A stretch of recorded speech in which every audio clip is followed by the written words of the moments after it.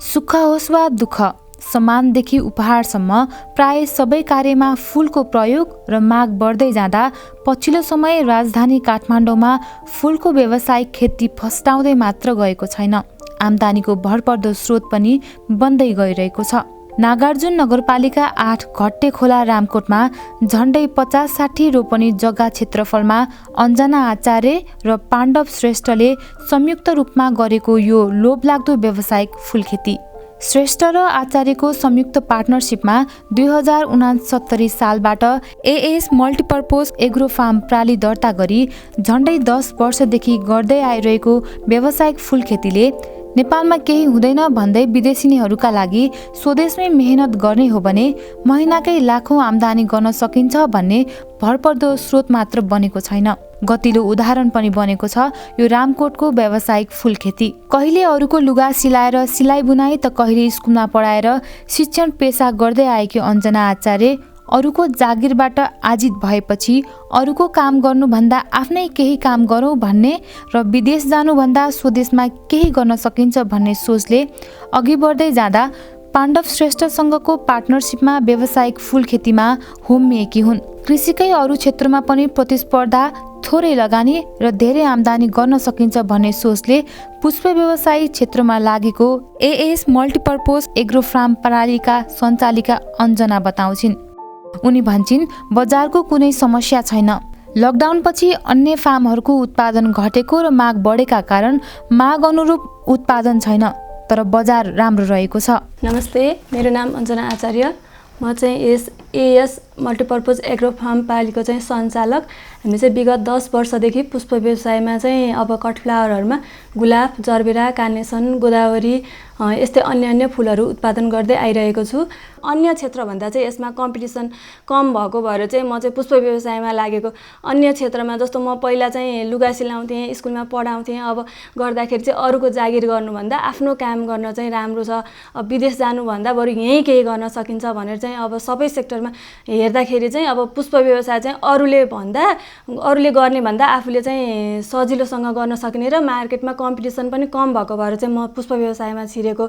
20 रोपनी जग्गा भाडामा लिएर बाँसको टनल निर्माण गरेर पुष्प व्यवसाय सञ्चालन गरेको थिएँ भने अनि यो फलामको स्ट्रक्चर बनाएको, जीआई टनल स्ट्रक्चर बनाएको चाहिँ 6 वर्ष जति भयो। बाँसको टनेलमा चाहिँ विभिन्न प्रकारका समस्याहरू, हावाले उडाउने, फुल पनि राम्रो उत्पादन नहुने, यस्ता विभिन्न समस्या भएको कारणले चाहिँ हामीले चाहिँ GI structure natural ventilated green हाउसमा चाहिँ गुलाबको उत्पादन गर्दै आइरहेको छु। बाँसको टनेल भन्दा यसमा चाहिँ राम्रो उत्पादन पनि छ र म यसमा सन्तुष्ट पनि छु।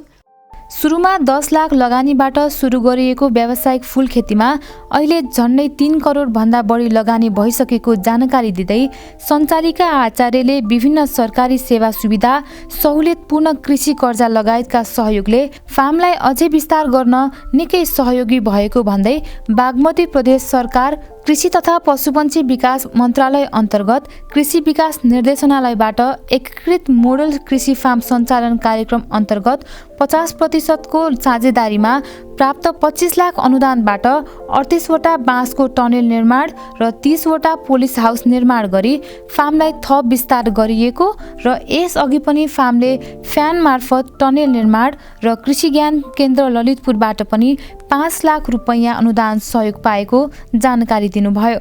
सुरुको बाँसको टनेलमा मैले लगानी गर्दा चाहिँ हामीले चाहिँ जम्मा 10 लाखबाट मात्र लगानी सुरु गरेका थियौँ भने पछि लगानी वृद्धि गर्दै अहिले चाहिँ 3 करोडको हाराहारीमा लगानी भइसकेको छ।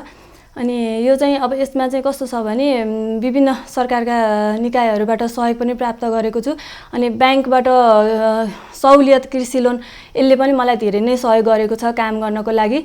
अब कृषि यता फ्लोरिकल्चर एसोसिएसन नेपाल मार्फत चाहिँ ग्रिन हाउस स्ट्रक्चर निर्माणको लागि चाहिँ 2000 वर्गमिटरको लागि चाहिँ हामीलाई त्यो बेलामा 50% अनुदान भनेर चाहिँ दिनुभएको थियो। त्यसमा चाहिँ अब अलिकति पैसा आफूले लगानी 50% आफूले लगानी गर्नुपर्ने, 50% चाहिँ सरकारले अनुदान दिनुभएको थियो भने योपालि चाहिँ प्रदेश सरकारबाट चाहिँ 50% अनुदानमा बाँसको टनेल निर्माणको लागि भनेर चाहिँ एकीकृत मोडल कृषि फार्म निर्माणको लागि अनुदान प्राप्त गरेको छु। यसको लागि चाहिँ मैले स्ट्रक्चर फेरि पनि छुट्टै समय अभावको कारणले कार्यक्रम गरिसक्नुपर्ने भएकोले चाहिँ फेरि पनि बाँसमा पनि इन्भेस्ट गरेको छु 50 लाख रुपियाँ चाहिँ 25 लाख प्रदेश सरकारको 25 लाख चाहिँ मेरो तर्फबाट लगानी गरेर चाहिँ पुष्प उत्पादन गर्दै आइरहेको छु। ज्ञान केन्द्रबाट चाहिँ हाम्रो यो फार्मलाई भनेर चाहिँ नमुना कृषि फार्म सञ्चालन भनेर चाहिँ 10 लाख रुपियाँ चाहिँ सहयोग भएको थियो। कोरोनाको टाइममा परेर त्यो पनि कस्तो भयो भने हामीले पुरै कार्यक्रम गर्न नसकेको भएर चाहिँ 50% मात्र, अब 10 लाखमा 5 लाख रुपियाँ चाहिँ लियौँ अनि 5 लाख रुपियाँ आफूले लगानी गरेर 10 लाखको कार्यक्रम मात्र सञ्चालन गर्न सक्यौँ। 20 लाखको कार्यक्रममा 10 लाखको कार्यक्रम सञ्चालन भयो। त्यसको लागि चाहिँ 2टा फलामको टनेल चाहिँ निर्माण गरिएको छ। उनको अहिलेको यो फर्ममा 25 जनाले प्रत्यक्ष रोजगारी पाइरहेको र सिजनका बेला ज्यालादारीमा थप स्थानीयहरूले धेरै रोजगारी पाउने गरेको छ। अहिले यो फार्मबाट वार्षिक 1 करोड 50 लाख रुपैयाँ बराबरको फुलको कारोबार हुने गरेको छ। कोरोनाको बेला सरकारले कुनै सहयोग नगरेका कारण सबै फुल फाल्नु पर्दा व्यावसायिक घाटामा गएको गुनासो गर्दै अहिले बिस्तारै राम्रो हुँदै गएको र सबै खर्च कटाएर 10% को फाइदाले पनि राम्रो आम्दानी भइरहेको सञ्चालिका आचार्य बताउँछिन्। उनी भन्छन्, मेहनत र धैर्य गर्ने हो भने नेपालमै केही गर्न सकिन्छ, विदेश जानु नै पर्दैन। यही काम गर्ने हो भने जति पनि सम्भावना छ, तर काम गर्नुभन्दा अगाडि अध्ययन र अनुसन्धान गरेर मात्र काम गर्दा राम्रो हुने उनको सुझाव छ। नेपालमै केही गर्न सकिन्छ, विदेश जानु पर्दैन। यही काम गर्नुभयो भनेदेखि जति पनि छ, तर समय मिलाएर अब अनुसन्धान गरेर अलिअलि अध्ययन अनुसन्धान गरेर काम गर्नुभयो भनेदेखि चाहिँ विदेश जानु पर्दैन, यही काम गर्न सकिन्छ। अनि त्यस्तै अब यो अनुदानको कुरामा चाहिँ कस्तो छ भने समय छँदैखेरि सूचना आएर समय छँदै काम गर्न पाइयो भने चाहिँ अनुदान चाहिँ सजिलोसँग अब जस्तो काम गर्न सकिन्छ। अब यहाँ त कस्तो छ भने साउन भदौमा सूचना निस्किन्छ अनि काम गर्दै जाँदाखेरि चाहिँ असारमै पुग्ने भएको भएर चाहिँ सजिलोसँग अथवा राम्रोसँग काम गर्न पाइरहेको अवस्था छैन। अब अनुदान भन्दा पनि अनुदान कृषकहरूलाई चाहिँ पैसा अनुदान भन्दा पनि हामीलाई चाहिँ अब जस्तो सहुलियत ऋणहरू अब 2% मा अब 3% मा ब्याजमा चाहिँ अनुदानहरू अथवा ऋण नै सजिलैसँग उपलब्ध गराउन सकिने हो भने चाहिँ कृषिमा चाहिँ धेरै गर्न सकिन्छ भन्न चाहन्छु। कृषि पेसामै सक्रिय अर्का पार्टनर पाण्डव श्रेष्ठ पनि कहिले तरकारी त कहिले कुखुरा च्याउ बाख्रा गर्दै कृषिमै झन्डै 25-26 वर्षदेखि रुमलिँदै अनन्त व्यावसायिक फुल खेतीमा हुमिएको पनि अहिले 18 वर्ष भएछ। सुरुमा इचङ्गुमा 2 रोपनी जग्गा भाडामा लिएर 3 जना पार्टनरसिपमा गुलाबको फुल खेती गरेको र रामकोटमा अञ्जना आचार्यसँगको पार्टनरसिपमा विगत 10 वर्षदेखि व्यावसायिक फुल खेतीमा होमिएका श्रेष्ठ भन्छन्, नेपालमा फुल खेतीको सम्भावना राम्रो छ, बजार पनि छ, कमाई पनि छ। सम्भावना राम्रो हुँदाहुँदै पनि नेपालीहरू स्वदेशमा काम गर्न नचाहेर, दुःख गर्न नचाहेर खालि विदेशी नै समस्या छ। यसलाई रोक्नु सक्नुपर्छ, नेपालमै केही गर्न सकिन्छ। नमस्कार, म पाण्डव श्रेष्ठ, कृषि उद्यमी। मैले कृषि व्यवसाय सुरु गरेको चाहिँ लगभग 25-26 वर्ष भयो। सुरुवातमा मैले फर्स्टमा तरकारी यस्तो अग्रम उसबाट गरेँ, त्यसपछि कुखुरा च्याउहरू बाख्रा गडेउलादेखि अनेक गरेँ। अनि त्यसमा अलिक चित्त नबुझ्ने अनि भारी धेरै बोक्नुपर्ने तनाव धेरै हुने भएपछि अलिक सजिलो तरिकाले मनोरञ्जन तरिकाले चाहिँ के गर्ने भन्ने सोध्दै थिएँ। ठ्याक्क बजार घुम्दाखेरि फुलको सम्भावना देखेँ। यो फुल सेक्टरमा आएको चाहिँ 18 वर्ष भयो। सुरुमा मैले इचङ्गुमा जम्मा 2 रोपनी जग्गा लिएर यो फुल व्यवसाय सुरु गरेँ। त्यो बेला पनि हामी 3 जना पार्टनरसिप भएर 1000 बोट यो गुलाब 1000 बोटबाट सुरु गऱ्यौँ। बजार राम्रो हुँदै गएपछि मैले बढाउँदै गएँ, साथीहरू चाहिँ पार्टनरसिप छुट्दै गए। अनि त्यसपछि यो रामकोटमा आउँदाखेरि चाहिँ हाम्रो अञ्जना आचार्यसँग चाहिँ पार्टनरसिप गरेको चाहिँ 10 वर्ष भयो। यो फुल सेक्टर चाहिँ यति राम्रो छ कि अहिले बजार वार्षिक 15 देखि 20% को दरले वृद्धि दर भइरहेछ। अनि त्यति हुँदा नि हामी नेपालीहरूलाई चाहिँ काम गर्न साह्रै अल्छी लाग्ने, देशमा दुःख गर्न नचाहने, खालि विदेशै पलाइने हुने। म के भन्न चाहन्छु हाम्रो नेपाली दाजुभाइहरूलाई चाहिँ नेपालमै के गर्न सकिन्छ। नेपालमा फुलको बजार राम्रो भए पनि खुला सीमाका कारण भारतीय सस्तो फुलसँग नेपाली उत्पादनले प्रतिस्पर्धा गर्न नसक्दा नेपाली फुल व्यवसायहरू मारमा परिरहेका नेपाली उत्पादक आखिर किन महँगो हुन्छ? भारतीय फुलसँग किन प्रतिस्पर्धा गर्न सक्दैन त? एएस मल्टिपर्पोज एग्रो प्रालीका सञ्चालक समेत रहनुभएका श्रेष्ठको यस्तो भनाइ छ। अहिले प्रतिदिन इन्डियाबाट चाहिँ यो सयपत्री माला मात्रै 5 लाख रुपियाँको चाहिँ काठमाडौँ मात्रै भित्रिन्छ। हिजो अस्ति तिहारको कुरा गर्ने हो भनेदेखि माला मात्रै झन्डै करोडौँको आयात भएको छ कि इन्डियाबाट। हामीले यही देशमा लगानी गरेर श्रम गर्न सक्यौँ भने दैनिक 5 लाख र चाडबाडको करोडौँ रुपियाँ चाहिँ हाम्रै देशमा चाहिँ हाम्रो उसको लागि चाहिँ उत्पादन गर्न सक्छौँ। पुष्प सेक्टरमा सबैभन्दा ठुलो समस्या भनेको चाहिँ हाम्रो खुला बोर्डर छ। खुला बोर्डर भएपछि चाहिँ जब हाम्रो राम्रो उत्पादन भइरहेको हुन्छ अनि त्यो बेला चाहिँ इन्डियाबाट चाहिँ त्यो निर्वाहक रूपमा चाहिँ यो दलालहरूले चाहिँ पुष्प भित्राइदिन्छ। त्यो गर्दाखेरि हाम्रो लागत कस्ट बेसी हुन्छ, हाम्रो अलिकति महँगो हुन जान्छ। इन्डियाबाट आएको एकदम सस्तो दरमा चाहिँ उनीहरूले यहाँ ल्याएर नेपालको बजारमा बेचिदिन्छ। त्यसले गर्दा हाम्रो सबैभन्दा गाह्रो चाहिँ खुला बोर्डरबाट चाहिँ पुष्पजन्य भित्राइदिन्छन् यो माफियाहरूले। त्यसले गर्दा हामीलाई गाह्रो पर्छ। नेपालमा चाहिँ यस्तो छ, एक त हामीलाई यो पुष्पजन्य चाहिने चाहिँ केमिकल फर्टिलाइजरहरू यो स्ट्रक्चरहरू नेपालमा केही पनि भन्दैन। सबै चिज इन्डियाबाटै भर पर्नुपर्छ। अनि यो स्ट्रक्चर चाहिँ इन्डियामा चाहिँ सरकारको 90% अनुदान हुन्छ भने हाम्रो देशमा चाहिँ अनुदान भन्ने विभिन्न समस्या छ कि यो कार्यक्रम गर्नको लागि। अनि जस्तै अर्को फर्टिलाइजरहरू पनि इन्डियामा एकदम सर्वसुलभ दरमा पाइन्छ। यो पुष्पलाई चाहिने केमिकलहरू चाहिँ सहज रूपमा नेपालमा पाउनै गाह्रो छ।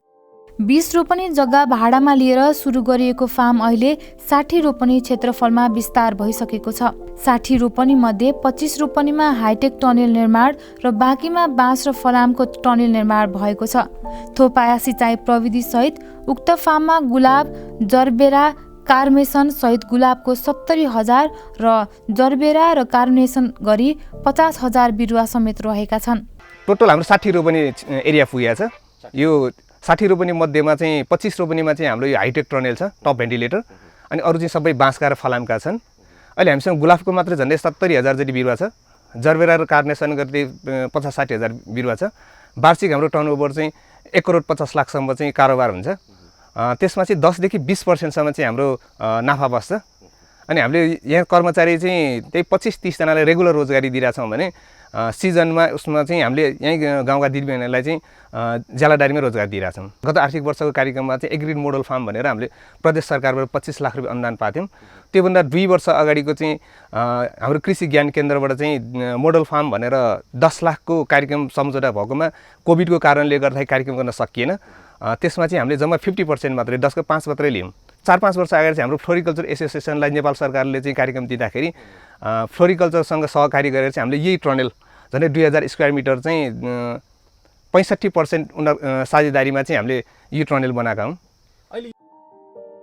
कृषि तथा पशुपन्छी विकास मन्त्रालय बागमती प्रदेश सरकार अन्तर्गत कृषि ज्ञान केन्द्र ललितपुरबाट विगत 3 वर्षदेखि मोडेल फार्म कार्यक्रम सञ्चालन भइरहेको छ। पहिलो वर्ष 70%, दोस्रोमा 50% र तेस्रो अन्तिममा 30% लागत साझेदारीमा कार्यक्रम सञ्चालन भइरहेको छ। सोही मोडेल फार्म कार्यक्रम अन्तर्गत नागार्जुन नगरपालिका 8 घट्टे खोला रामकोट स्थित एएस मल्टिपर्पोज एग्रो फार्मलाई पनि 50% को लागत साझेदारीमा अनुदान दिएको र उक्त फार्मको अवस्था निकै राम्रो रहेको जानकारी दिँदै कृषि ज्ञान केन्द्र ललितपुरका प्रमुख नारायण कुमार श्रेष्ठले आफू पनि उक्त फार्मको फिल्ड भिजिट गर्दा राम्रो काम गरिरहेको पाइएको र फार्मले सिजनमा 35 लाखसम्म आम्दानी गरिरहेको पाएको उहाँको भनाइ थियो। मोडेल फार्म भन्ने एउटा अलिक ठुलो कार्यक्रम हो। मोडेल फार्मको कार्यक्रम थियो, यो चाहिँ गत 3 वर्षदेखि चलिआएको कार्यक्रम हो। पहिलो वर्ष 70% लागत के अरे यसमा चाहिँ अनुदान थियो।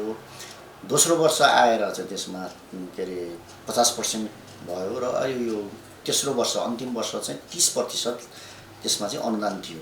त्यो हुँदाखेरि पहिलो वर्ष चाहिँ अलिकति राम्रो धेरै मोडेल फार्महरूले राम्रो काम गरे। अब त्यसमा अलिकति लागत साझेदारी पनि अब अनुदान पनि बढी भयो। त्यो भएको हुनाले अहिले 30% जुन चाहिँ अन्तिम वर्षमा अब तेस्रो वर्षमा चाहिँ 30% त्यसको चाहिँ हामीले राख्दाखेरि कार्यविधिले तोकेअनुसार हामीले त्यसरी चाहिँ सम्झौता गराउँदाखेरि 17वटा फर्महरू जुन चाहिँ मोडेल फार्महरू हुन् टोटल यहाँ 17वटा मोडेल फार्महरूमा जम्मा 10वटाले मात्रै सम्झौता गरे र 10वटामा सम्झौता गरेकोले पनि 4वटाले मात्रै काम गरेको। रामकोटमा पुष्पको उहाँको पनि मोडेल फार्म अन्तर्गत उहाँले चाहिँ राम्रो काम गर्नुभएको छ। उहाँको चाहिँ हामीले फिल्ड भिजिट पनि गऱ्यौँ। उहाँले राम्रो काम गर्नुहुन्छ। उहाँले पुरै पैसा चाहिँ भुक्तानी पनि गर्नुभएको छ र उहाँले हामीले चाहिँ उहाँको फिल्ड भिजिट गरेर हामीले उहाँसँग सोद्धाखेरि चाहिँ लगभग सिजनमा उहाँले 35 लाखसम्म आम्दानी गर्नुहुँदो रहेछ। उहाँको राम्रो चाहिँ जो त्यो कट फ्लावरहरू राम्रोसँग जाने भएको हुनाले उहाँले कट फ्लावरमा काम गर्नुभएको छ। राम्रो छ उहाँको। कृषिको समग्र रूपान्तरण हचुवाको भरमा बोलेर मात्र सम्भव नहुने भएको हुँदा कृषि तथा पशुपन्छी विकास मन्त्रालय बागमती प्रदेश सरकारले समग्र प्रदेशको समृद्धिका लागि कृषि, पशुपन्छी तथा मत्स्य क्षेत्रको रूपान्तरण गर्न मार्गचित्र बनाएर अघि बढिरहेको छ।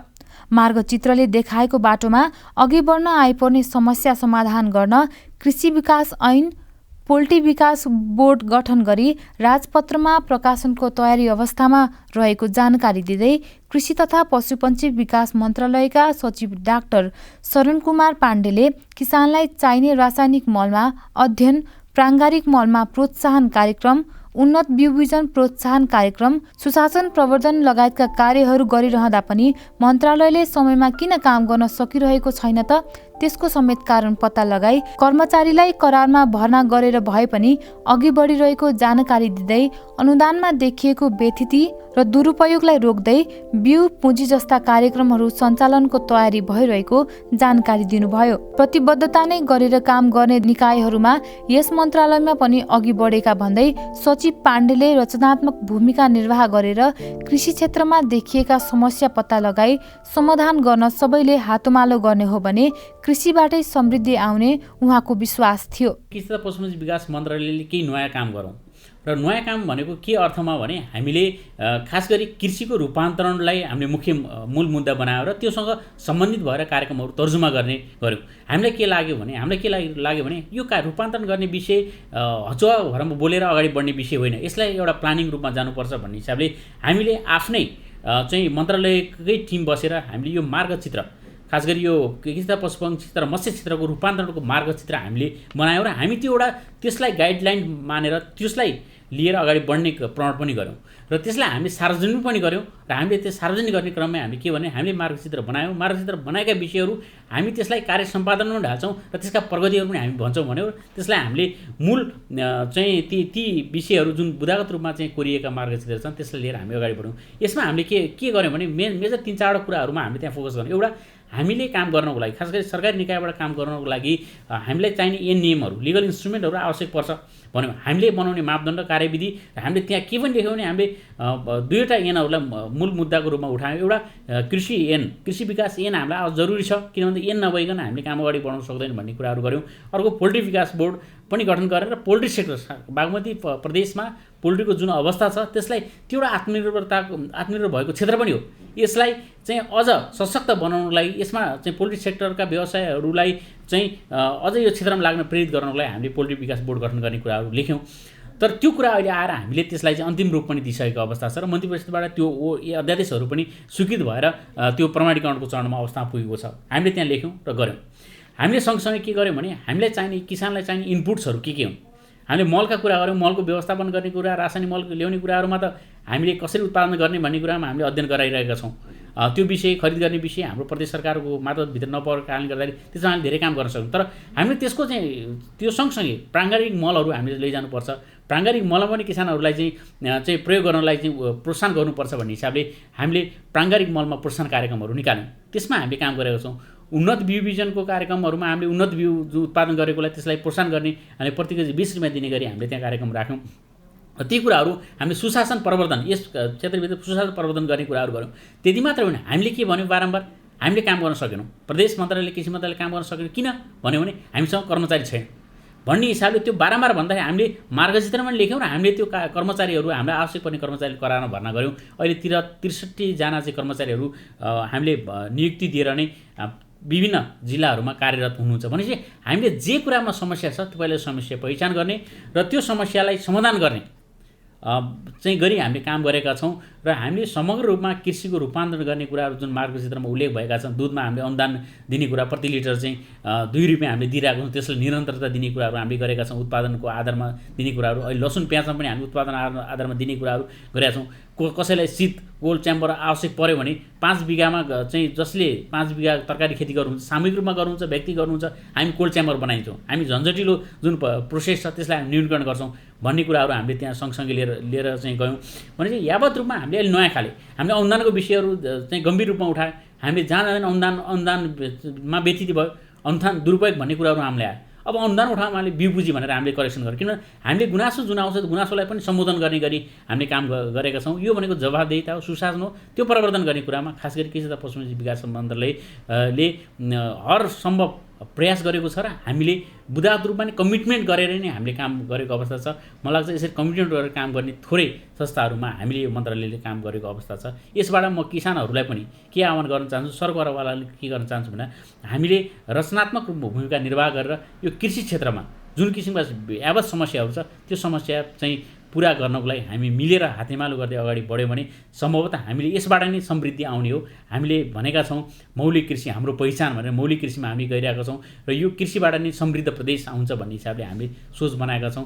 हामीलाई लाग्छ हामी यी सबै कुराहरू यावत कुराहरू हामीले काम गर्छौँ र कार्यान्वयन पनि इमान्दारीका पूर्वक कार्यान्वयन गर्दै यो कृषि क्षेत्रमा उत्पादन वृद्धि गर्ने र गुणस्तर कायम गर्ने कुरामा मन्त्रालयले लागिरहेको अवस्था छ। यता कृषि तथा पशुपन्छी विकास मन्त्री वसुन्धरा हुमागाईले पनि समग्र प्रदेशको समृद्धिमा कृषि, पशुपन्छी तथा मत्स्य क्षेत्रको रूपान्तरण गर्न कृषि ऐन बनाएर अगाडि बढिरहेको र रासायनिक मलमा अध्ययन, कृषि औजार कारखाना सञ्चालन लगायतका मन्त्रालयबाट अनुदानहरू रोकी पालिका स्तरमा सशर्त अनुदान पठाइएको र 1 अर्ब भन्दा बढीको घुम्ती कोष लगायतका 51 बुँदे मार्गचित्र अनुरूप मन्त्रालय अगाडि बढिरहेको जानकारी दिनुभयो।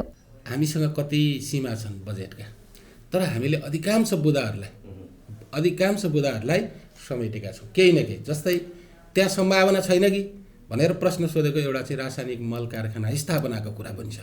त्यसको निम्ति काठमाडौँ विश्वविद्यालयसँग हामीले चाहिँ सम्झौता गरेर प्रारम्भिक चरणको एक खालको चाहिँ रिपोर्ट उहाँहरूले हामीलाई बुझाइसक्नु भएको छ। अब दोस्रो फेजको हामी चाहिँ तयारीमा छौँ। यदि त्यसलाई व्यवस्थित गर्ने हो भने 3 वर्षभित्र त्यो रिपोर्ट आइसकेपछि त्यसका थप तल्लो तहमा एकदमै डिपली अध्ययन गर्न पर्ने हुन्छ। केही कुराहरू थप डिपिआर सहित केही प्लानिङहरू थप्नुपर्ने हुन्छ। ती कामहरू सहित हामीले अगाडि बढायौँ भने हामी 3 वर्षभित्र 2 लाख मेट्रिक टनको मल कारखाना स्थापना गर्न सक्छौँ। अर्को कुरा हामीले भनेका छौँ कृषि औजार कारखानाको कुरा। अब हामी एक हप्ताभित्र सामान्य केही प्राविधिक कारणले हामी चाहिँ अड्केर बसेका छौँ। अब त्यो कुरा पुग्ने बित्तिकै हामी त्यो सम्झौता गर्छौँ। हामीले सूचना निकाल्यौँ, इच्छुकहरूलाई बोलायौँ होइन। करिब हामीले चाहिँ अहिले बन्ने कृषि औजार कारखाना चाहिँ करिब 25 करोड जतिको बन्छ। हामीले 40-45 को अलिक ठुलो स्केलको बनाउन खोज्यौँ, तर अब हामीले प्रस्ताव आह्वान गर्दा अब त्यही अनुसार चाहिँ अगाडि बढेको छ र हामी केही दिनभित्र कृषि औजार कारखाना स्थापना गर्नको निम्ति हामीसँग जति बजेट छ त्यसको आधारमा उहाँहरूलाई चाहिँ जुन काम गर्न इच्छुक लगानीकर्ताहरूलाई बोलाएर हामीले चाहिँ यही एउटा चाहिँ कृषि औजार कारखाना हामीले स्थापना गर्ने कुरा गऱ्यौँ। अब र त्यो कामलाई पनि हामी अगाडि बढाउँछौँ। उपलब्धि नै केही भएन भन्न त मिल्दैन, उपलब्धि पनि केही भएका छन्। त्यसले एउटा चाहिँ उत्साह पनि भर्ने काम गरेको छ। किसानहरूलाई हामीले काम गऱ्यौँ भने हामीले पनि पाउन सक्छौँ भनेर फरक ढङ्गले चाहिँ त्यो भएको स्थिति छ।